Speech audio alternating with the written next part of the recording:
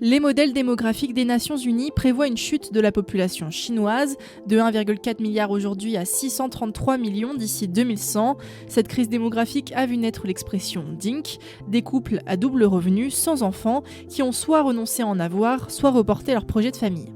Une tendance qui prend de l'ampleur en Chine, les enfants uniques reproduisent le modèle prôné par Pékin jusqu'en 2016, selon Pan Wang, professeur à l'université de Nouvelle-Galles du Sud. La politique de l'enfant unique a laissé un héritage culturel fort au-delà de la restriction de la fécondité. La politique de l'enfant unique a fondamentalement remodelé les normes familiales et le mode de vie des gens car beaucoup sont habitués à des familles moins nombreuses et les préfèrent surtout en milieu urbain.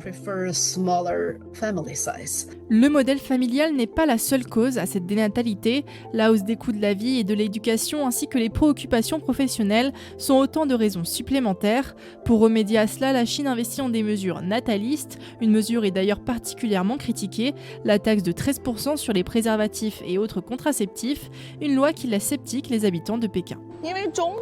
La pression immense qui pèse aujourd'hui sur les jeunes en Chine, qu'il s'agisse de l'emploi ou de la vie quotidienne, n'a absolument rien à voir avec les préservatifs. La raison principale est que la société chinoise est très divisée par les classes sociales. Les riches sont trop riches et les pauvres restent pauvres.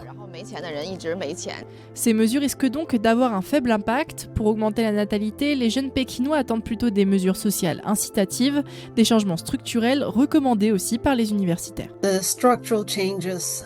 Les changements structurels sont indispensables et il est nécessaire de mettre en place des politiques de soutien familial plus solides, par exemple en permettant aux gens d'accéder à des logements et des services de garde d'enfants plus abordables, à des aides financières, à des congés parentaux rémunérés, ainsi qu'à une éducation gratuite pour les enfants.